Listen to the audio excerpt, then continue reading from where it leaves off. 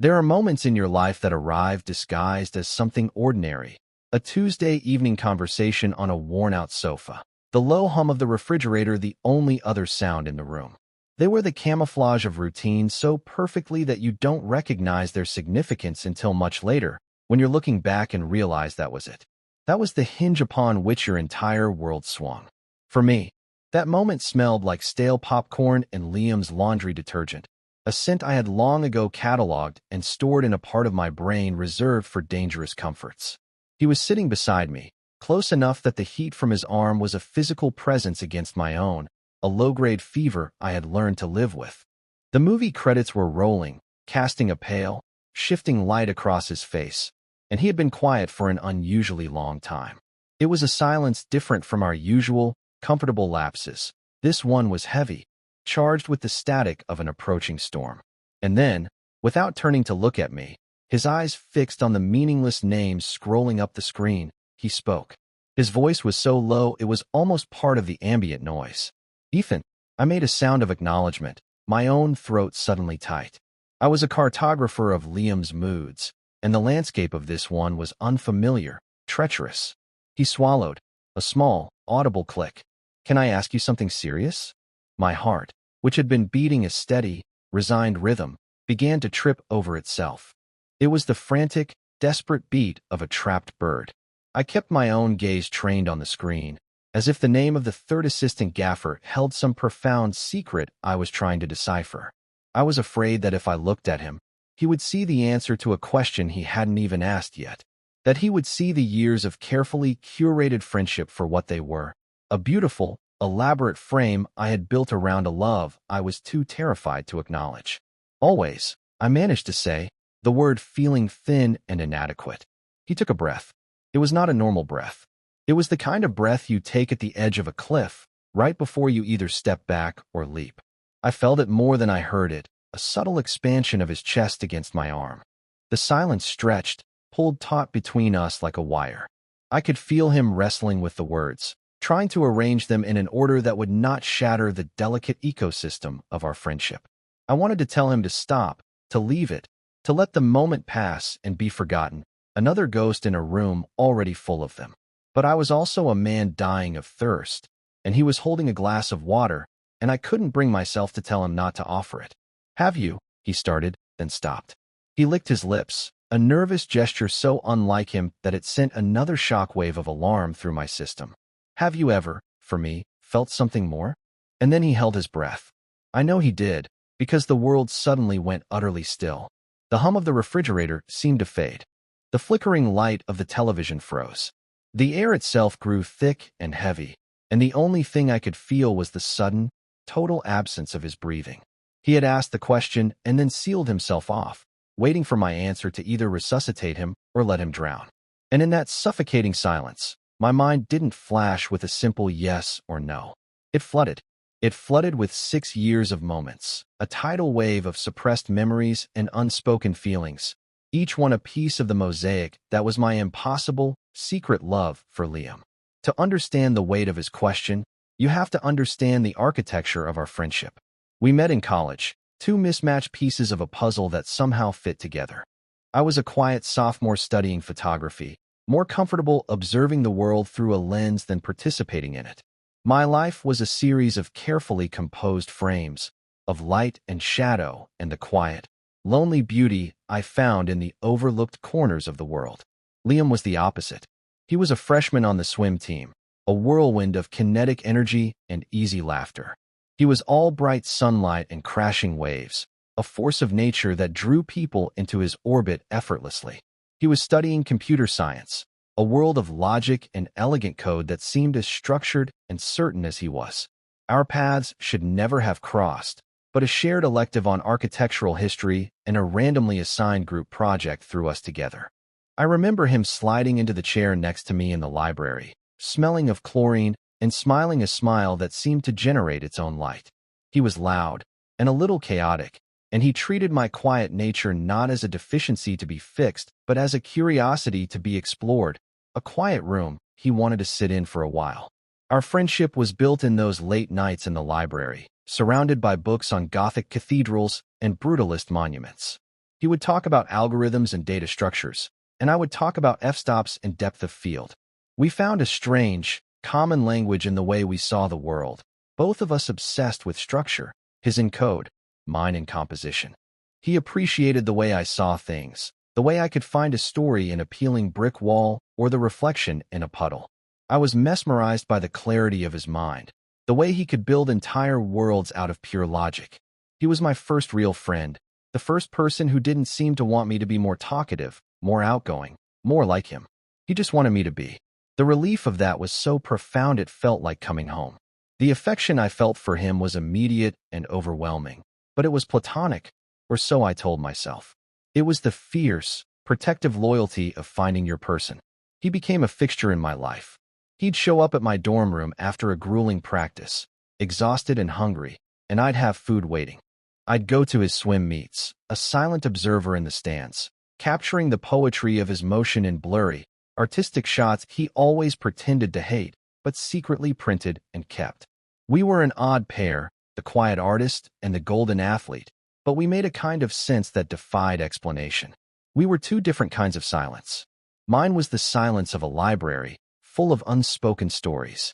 His was the silence of deep water, full of power and hidden currents. The shift, the moment my feelings for him curdled from friendship into something deeper and far more dangerous, happened without ceremony. It was the spring of my junior year. We were lying on the grass in the main quad, staring up at the clouds. He was talking about a girl, Sarah, a girl from his economics class.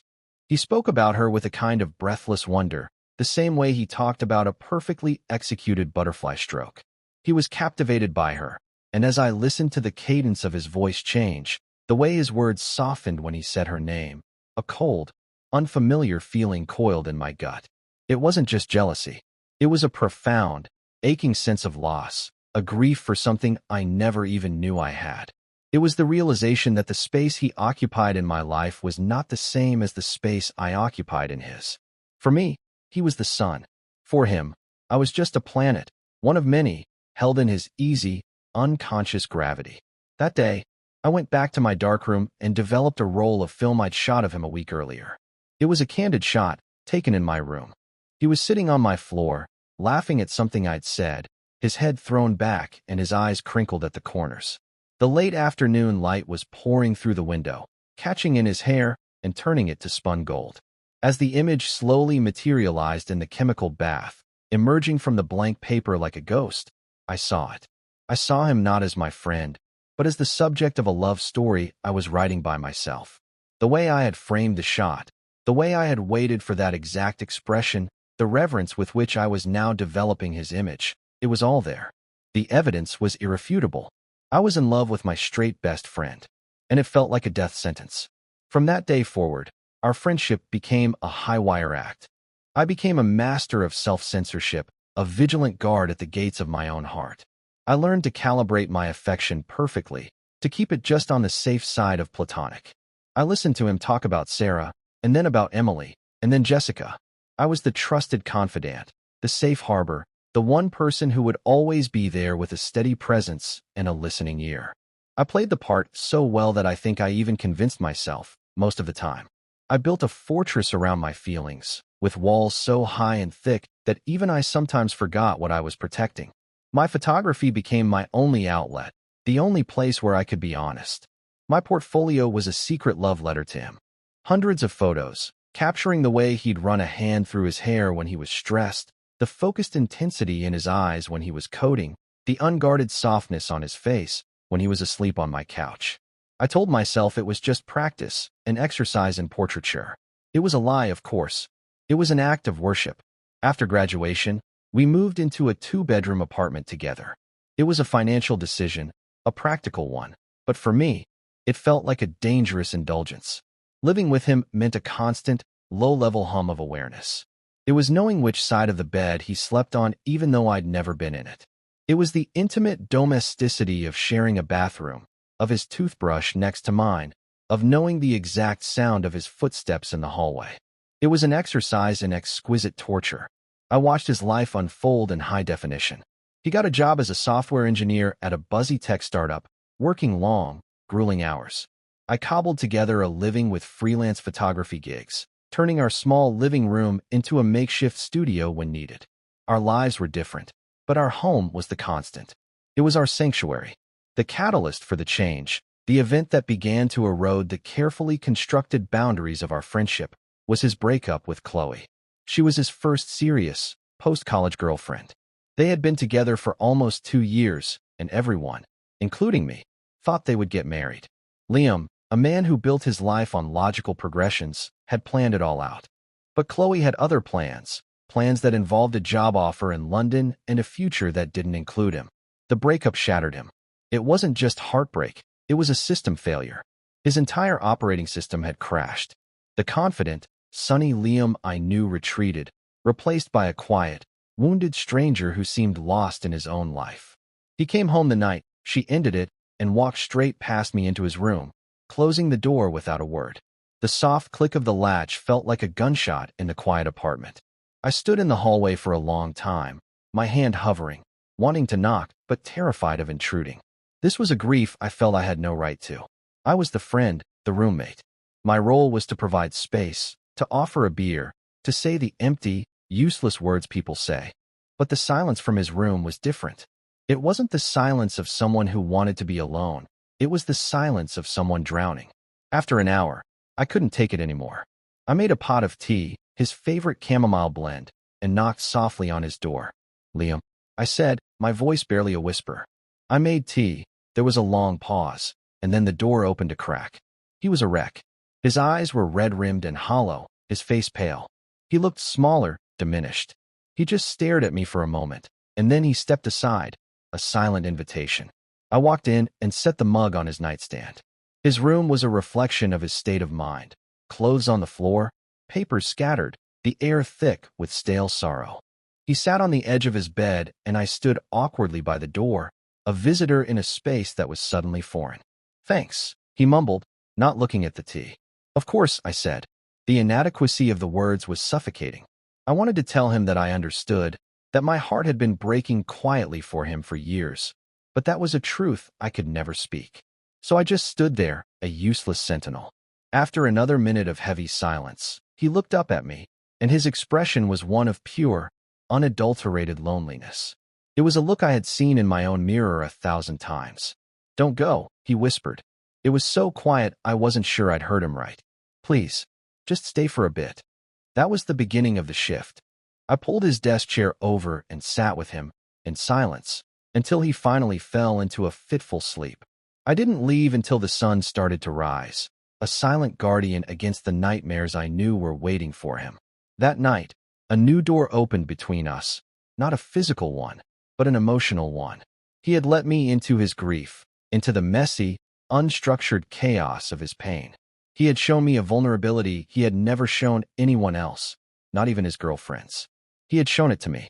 And in doing so, he unknowingly began to dismantle the fortress I had built around my heart, one stone at a time. The weeks that followed were a blur of quiet caretaking. I made sure he ate. I dragged him out for walks. I sat with him while he stared blankly at the television, his mind a million miles away. He talked about Chloe sometimes, in fragmented sentences, trying to debug the relationship, to find the flawed line of code that had caused the crash. I listened patiently, my heart a dull, persistent ache in my chest. I was the healer, the confidant, the rock. But I was also a fraud, because a secret, selfish part of me was relieved she was gone. The guilt of that relief was a constant, bitter taste in my mouth. This was when the ritual began. It started innocently enough. One Friday night, a month after the breakup, I was on the couch, editing photos on my laptop. Liam came out of his room, looking restless and lost. He had been spending most of his time holed up in there, a self-imposed exile. He hovered in the doorway for a moment before speaking. "What are you watching?" he asked, though I wasn't watching anything. The television was off. "Nothing," I said, closing my laptop. "Just working. You okay?" He shrugged, a gesture that was becoming his primary form of communication. "Can't sleep. Mind if I?" He gestured vaguely at the couch. "Of course not," I said, shifting over to make more room. He sank down into the cushions at the other end, a respectable, friendly distance between us. I picked up the remote, and put on some mindless action movie we'd both seen a dozen times. For a while, we watched in our usual silence. But then, about halfway through the movie, I felt a subtle shift. He had edged closer, just an inch or two. I tried to ignore it, to attribute it to the natural settling of cushions. But then he did it again. By the time the movie was ending, his thigh was pressed lightly against mine. Every nerve ending in my body was on fire. I kept my breathing steady, my eyes glued to the screen, pretending not to notice the subtle, seismic shift in our physical geography. When the credits rolled, he didn't move. I didn't move. We just sat there, in the flickering light, the point of contact between our legs a blazing focal point in the darkness. I could feel the tension in his body, the coiled spring of his exhaustion and sorrow. And then, slowly, tentatively, he leaned his head against my shoulder. My entire body went rigid. It was the lightest of touches, his hair brushing against my neck, but it felt like a brand. I could feel the warmth of his skin through my t-shirt, smell the faint, clean scent of his shampoo. My heart was hammering against my ribs so hard I was sure he could feel the vibrations. I sat there, frozen, for what felt like an eternity, my mind screaming. This is not platonic. This is a line. But my body betrayed me. I relaxed, just a fraction, and leaned my own head slightly against his, a silent acceptance. He let out a long, shuddering breath, a sound of pure, unadulterated relief, and in that moment, I knew I was lost. He fell asleep like that, his breathing evening out into a soft, rhythmic whisper against my collarbone. I didn't move for hours, my arm going numb, my neck cramping, but I didn't care. I just sat in the darkness, holding my breath, terrified of waking him, terrified of breaking the spell. This became our new normal. 2 or 3 nights a week, he would emerge from his room with a quiet, unspoken need, and we would end up on the couch. The pretense of watching a movie was usually there, a thin veil for the real purpose of the evening. He needed proximity. He needed the simple, uncomplicated comfort of another human body next to his. And I, like a fool, was more than willing to provide it. Each time, the progression was the same. He would start at his end of the couch, and over the course of an hour, he would migrate toward me, a slow, gravitational pull, until he was tucked against my side, his head on my shoulder or in my lap. I became an expert in interpreting the subtle language of his exhaustion.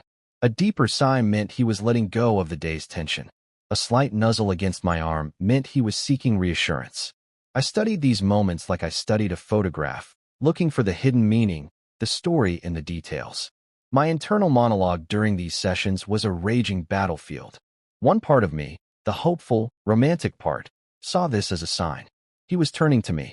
He was finding a comfort in me that he hadn't found with anyone else.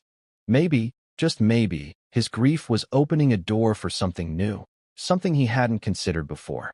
But the other part of me, the cynical, self-protective part, was screaming that I was being used. I was a human tranquilizer, a convenient, warm body. He was straight. He was heartbroken. I was just a placeholder for the comfort he was missing from a woman. I was a means to an end. This debate would rage in my head as he slept peacefully against me, his face softened and unguarded. I would feel a surge of overwhelming tenderness, followed immediately by a wave of bitter resentment. It was emotional whiplash, and it was exhausting. The ritual escalated. One night, after he had fallen asleep on me, I gently tried to rouse him so he could go to his own bed. He mumbled something incoherent and just burrowed deeper against me, throwing an arm across my waist in his sleep. I was trapped. Eventually, my own exhaustion won, and I drifted off, my head resting against his. We woke up in the morning, tangled together on the small couch, the early morning light painting stripes across the living room floor. He woke up first. I felt him stir and then go still. I kept my eyes closed, feigning sleep, my heart pounding. I was terrified of his reaction. Would he be embarrassed? Would he pull away in disgust? Would this be the moment the spell was broken and he realized what was happening? But he didn't pull away. He just lay there for a long time, his arms still around me. I could feel his breath on my hair. After a few minutes, he very gently extricated himself, his movements slow and careful, as if he was trying not to wake me. I heard him pad into the kitchen, and a few minutes later, the smell of coffee filled the air. When I finally woke up and sat up, stretching my stiff limbs, he was sitting in the armchair, nursing a mug, watching me. He didn't smile, but his eyes were soft. "Morning," he said quietly. "There's coffee." There was no awkwardness. No apology. No discussion. It was just a fact. We had slept on the couch together. And now there was coffee. This unspoken acceptance was almost more intoxicating than a confession. It became part of the ritual. The couch became our bed. Sometimes we would make it to our separate rooms, but more often than not, we would wake up in the living room, a silent testament to his need and my complicity. Then came the nights when the couch wasn't enough. It started on a particularly bad day for him. A project at work had imploded, and he had come home looking utterly defeated. The couch ritual felt insufficient that night. He was restless, his anxiety a palpable energy in the room. After an hour of him shifting and sighing beside me, I finally spoke. "You're not going to be able to sleep out here," I said. My voice was gentle but firm. He just shook his head, running a hand through his already messy hair. "My brain won't shut up." I took a breath, the words forming before I had even consciously decided to say them. "My bed's bigger than the couch." The offer hung in the air between us, shimmering with unspoken implications. It was a clear escalation, a step into a new, more intimate territory. I immediately wanted to take it back, to laugh it off as a joke.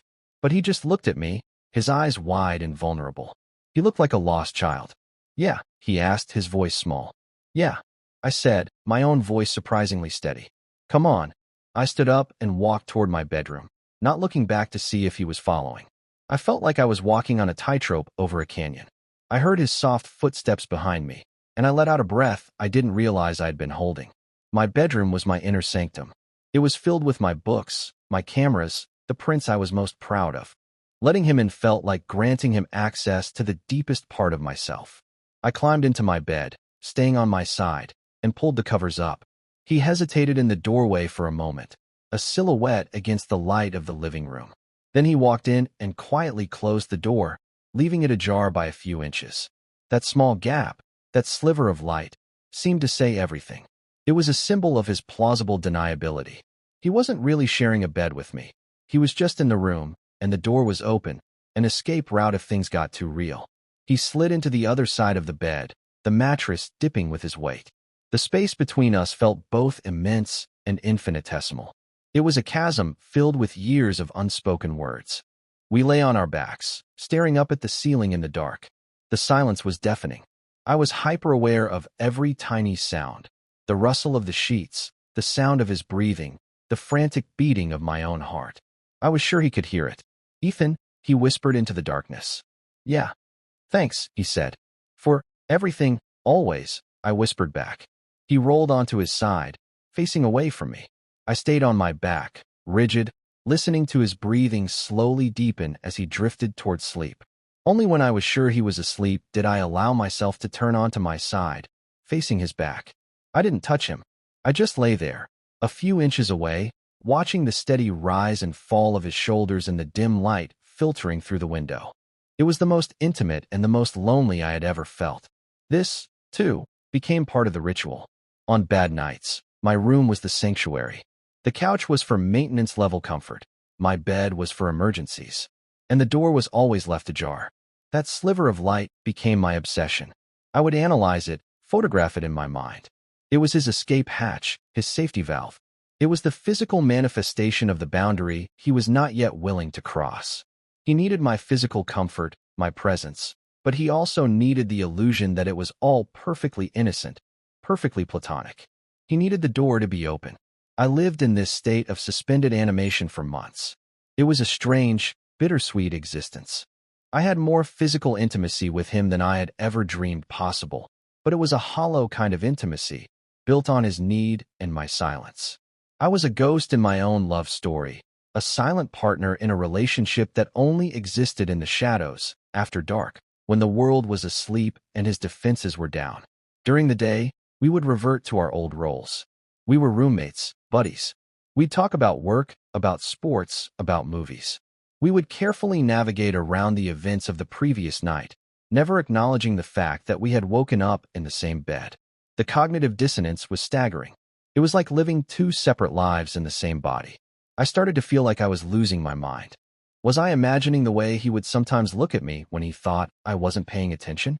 Was I misinterpreting the way his hand would linger on my arm a second too long? Or was I just projecting my own desperate hope onto his grief-stricken actions? I felt like a photographer in a darkroom, staring at a developing image, trying to discern its true form, but it remained blurry, indistinct, a mess of gray tones and uncertain shapes. I was terrified of exposing it to the light, for fear that it would turn out to be nothing at all. The night he asked the question was a Tuesday. It was unremarkable in every way. It had been a long day for both of us. We had ordered pizza and collapsed onto the couch, putting on some forgettable sci-fi movie. It was a familiar routine, comfortable and practiced. He had migrated to my side of the couch, his head resting in my lap as I idly ran my fingers through his hair. This was another small escalation that had become normalized over time. The first time I had done it, I had been trembling, but his only reaction was to lean into my touch with a soft sigh. Now, it was just part of the ritual. My hand would find its way to his hair, and my fingers would trace patterns on his scalp until he fell asleep. But that night, he didn't fall asleep. He was quiet, but I could feel that he was awake, his mind whirring. The movie ended, and the credits began to roll. I stopped stroking his hair, my hand coming to rest on his shoulder. We sat in silence for a long time, the only light coming from the television screen.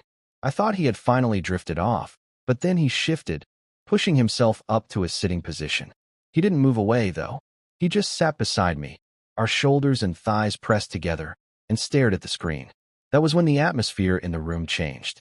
The comfortable silence curdled into something thick and heavy with unspoken tension. I could feel a question building in him, a pressure system gathering strength just off the coast. I braced myself, and that's when he asked it. Have you ever, for me, felt something more? And he held his breath. In that moment, as the world stood still, the flood of memories crashed over me. The library, the quad, the darkroom, the years of careful silence, the couch, the bed, the door left ajar. All of it led to this single, terrifying point. My entire friendship with him was balanced on the head of a pin, and my answer would either keep it there or send it toppling into the abyss. I could lie. It would be so easy to lie. I could laugh it off, make a joke, and preserve the fragile peace. It was the sensible thing to do, the thing I had been training myself to do for 6 years. I could keep my ghost-like intimacy, my half-life with him. It was better than nothing. But as I looked at him, really looked at him for the first time that night, I saw the terror in his own eyes. He wasn't just asking a question. He was pleading. He was just as lost as I was, and he was looking to me for a map. The lie died in my throat. I was so tired of the silence. I was so tired of the shadows. I turned my body to face him fully. I took his hand. His skin was cold, clammy. I held it tightly in both of my own, a small, inadequate anchor in the storm. I met his gaze, and for the first time, I didn't try to hide what was in my own. I let him see all of it. The years of yearning, the quiet devotion, the profound, unshakable love. I took a breath, and then I gave him the most honest thing I had ever said. Liam, I said, my voice shaking but clear. There was never anything less. The breath he had been holding escaped him in a ragged, shuddering gasp. It was the sound of a man who had been underwater for too long finally breaking the surface. His eyes, which had been wide with fear, suddenly filled with a confusing mix of emotions. There was relief, yes, but there was also panic. He had the answer he wanted, or the answer he thought he wanted, and he had no idea what to do with it. He looked down at our joined hands as if he was seeing them for the first time. He looked at my face, then back at our hands. His mind was racing, his logical brain trying to process an emotional input that defied all his known parameters. And then, with a terrifying slowness, he pulled his hand away from mine. The loss of contact was like a physical blow. He stood up from the couch, his movements jerky and uncertain. He didn't look at me. He just stared at the opposite wall, his hands clenched into fists at his sides. I can't. He whispered, more to himself than to me. I'm not. He couldn't finish the sentence. He didn't have to. I knew what he was trying to say. I'm not gay. The words hung in the air between us, unspoken but deafening. He had walked me to the edge of the cliff, asked me to jump, and now that I was in freefall, he was stepping back, horrified by the gravity of what he had done. The hope that had flared in my chest just moments before was extinguished, doused by the cold water of his fear. He turned and practically fled to his room, closing the door behind him. This time, there was no gap. There was no sliver of light. The click of the latch was final. It was the sound of a vault being sealed. I sat on the couch, alone in the flickering light of the credits, the silence he left behind a screaming, hollow void. My confession, my moment of terrifying, liberating honesty, had shattered everything.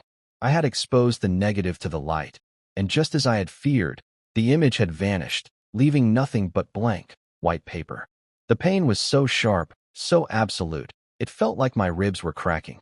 I had risked it all, and I had lost. The days that followed were the worst of my life. The apartment, once our shared sanctuary, became a minefield of unbearable tension. We moved around each other like ghosts, carefully avoiding eye contact, speaking only in clipped, necessary sentences about bills or groceries. The easy, comfortable silence we had once shared was gone, replaced by a thick, suffocating quiet that hummed with unspoken accusations and regret. He stopped coming out of his room at night. The couch remained empty. My bed remained mine alone. The door to his room was always closed. I was devastated, but underneath the devastation, a slow, hot anger began to build. He had asked. He had initiated every single step of our descent into this ambiguous intimacy. He had leaned on me, taken comfort from me, slept in my bed. He had opened the door, and when I had finally dared to step through it, he had slammed it in my face. I felt used and foolish. My love for him, which had always felt pure and selfless, was now tainted with resentment. He had taken my most vulnerable truth and treated it like a mistake, a bug in the code that needed to be erased. After a week of this silent, cold war, I couldn't take it anymore. The anger finally outweighed the hurt. I was done living in the wreckage he had created. One evening, I knocked on his closed door. There was no answer. I knocked again, harder this time. "Liam, we need to talk." Still nothing. I could hear the faint sound of his keyboard clicking inside. He was there. He was just ignoring me.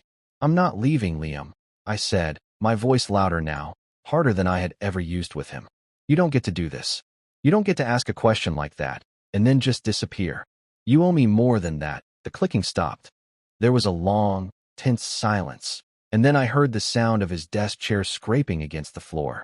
The door opened. He looked even worse than he had after the breakup with Chloe.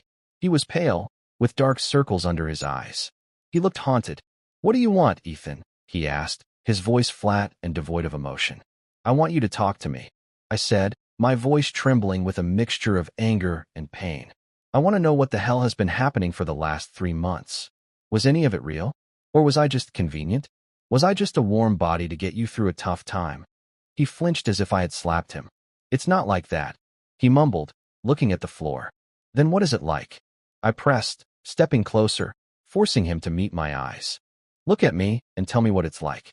Because from where I'm standing, it looks like you used my feelings for you as a crutch, and now that you're feeling better, you've thrown it away." "No," he said, his voice cracking. For the first time, I saw a flicker of something other than fear in his eyes. It was anguish. "God, no. Ethan, you're the most important person in my life. I would never use you." "Then what is this?" I asked, my voice softening slightly at his obvious pain. "Why did you ask me that question if you couldn't handle the answer? Why did you pull me closer and closer, just to shove me away the second I was honest with you?" He finally broke. He sank down onto the floor, leaning his back against the doorframe, and buried his face in his hands. His shoulders started to shake. I had never seen him cry like this, not even over Chloe. It was a raw, broken sound that tore through the last of my anger and left only a deep, aching sorrow in its place. I slowly sat down on the floor across from him, the hallway suddenly feeling like a confessional. "I'm so scared," he whispered through his hands. "I don't know what's happening. Everything I thought I knew about myself, it doesn't make sense anymore." He looked up at me, his face streaked with tears. "After Chloe left, I was so empty. It was like all the color had drained out of the world. And being with you, it was the only thing that felt real. The only thing that made me feel safe. When you were holding me, the noise in my head would just stop." He took a shaky breath. "I kept telling myself it was just friendship, that I was just grieving. But it was more than that. I started needing it. Needing you. I'd lie in my bed at night, and all I could think about was coming to find you on the couch. And I didn't understand why. It terrified me." He looked at me with a desperate, pleading expression.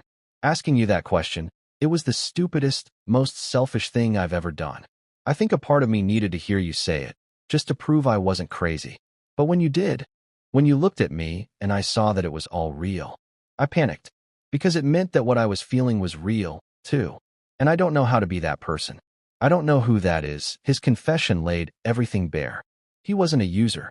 He was just a man whose carefully constructed world had been upended, not by a breakup, but by an unexpected love. He was just as terrified as I had been for the last 6 years. He was staring at the same abyss I had been living on the edge of. All my resentment evaporated, replaced by a wave of empathy so powerful it almost knocked me over. I reached out and put my hand on his knee. He flinched, but he didn't pull away. "You don't have to know who that person is right now," I said softly. "You just have to stop running from him." We sat there in the hallway for a long time, the silence finally comfortable again. It was a silence of exhaustion, of catharsis, of two people who had finally put all their cards on the table. The war was over. Now came the difficult work of negotiating the peace. We didn't fix everything that night. There was no magical kiss, no grand declaration that solved all our problems. It was the beginning of a new, more honest chapter, but it was tentative and slow. We started talking, really talking, for the first time. He told me about the confusion and the fear he felt, the conflict between his feelings for me and the identity he had built for himself his entire life. I told him about the years of quiet longing, the loneliness of loving someone in secret. We were two architects, finally comparing blueprints, realizing we had been trying to build the same structure all along, just in separate rooms. The physical intimacy returned, but it was different now. It was intentional. The first time he came to my room after our talk, he didn't wait for an invitation. He just appeared in my doorway late one night. I was reading in bed. He stood there for a moment, looking nervous, and then he asked, his voice quiet but steady, "Is there room for me?" It was a simple question, but it was filled with new meaning. It wasn't about the size of the bed anymore. I just smiled and pulled back the covers on his side. He walked in and, for the first time, he closed the door all the way. The soft click echoed in the quiet room, a definitive statement. There was no more ambiguity, no more escape hatches. We were both in the room, and the door was closed. He got into bed, and for a while, we just lay there, facing each other in the dim light from my bedside lamp. He looked at me, his eyes searching my face, and I could see the war still happening behind them, but the fear was starting to be replaced by a hesitant kind of wonder. He reached out and tentatively brushed a strand of hair off my forehead. His touch was electric, but it was also gentle, questioning. "Is this okay?" he whispered. "It's more than okay," I whispered back. He leaned in slowly, giving me every opportunity to pull away. He was still giving me the choice, still making sure this was what I wanted. He didn't seem to understand that it was all I had ever wanted. When his lips finally met mine, it wasn't a passionate, movie-style kiss. It was soft and hesitant and unbelievably tender. It was a question and an answer all at once. It was the taste of salt from his tears and the feeling of, finally, coming home. Our new life began to take shape in a series of quiet, domestic moments. It was in the way he would now reach for my hand when we sat on the couch. It was in the way I started making coffee for two every morning without having to check if he was there. It was in the way his toothbrush found a permanent home next to mine, not as a roommate, but as a partner. We didn't label it, not at first. We let it grow organically, in the safe space we had created. He was still figuring himself out, and I was learning to trust that this was real, that he wouldn't disappear again. One Saturday morning, months later, I woke up to the smell of coffee. I opened my eyes and Liam was sitting on the edge of the bed, fully dressed, holding a mug out to me. The morning light was streaming through the window, illuminating the dust motes dancing in the air. It was a perfect, peaceful scene. I took the mug and sat up, leaning against the headboard. He didn't move. He just watched me with that soft, wondering expression that I had come to adore. "What is it?" I asked, smiling. He shook his head slightly, a small smile playing on his lips. "Nothing. I like this, me too," I said. He reached out and took my free hand, lacing his fingers through mine. His touch was sure and confident now, no longer hesitant. "I love you, Ethan," he said. The words were quiet, but they filled the entire room. They were simple and clear, and they were the most beautiful thing I had ever heard. I felt tears welling in my eyes, but they were happy tears, tears of relief. I love you too, Liam, I said, my voice thick with emotion. I always have. He squeezed my hand. I know, he said softly. I think some part of me has always known too. I just wasn't brave enough to see it. And in the end, that's what our story was about. Not just about love, but about bravery. The bravery to be honest with yourself. The bravery to risk a precious friendship for the possibility of something more. The bravery to close a door on the life you thought you were supposed to have, and to open a new one, to a future you never dared to imagine. We had navigated the storm and found a quiet harbor, not in spite of the fear and the confusion, but because of it. We had learned to speak a new language together, a language not of grand gestures, but of quiet presence, of shared silence, of a door that was finally, safely, closed. We began to heal in the beautiful, honest silence we had learned to create together.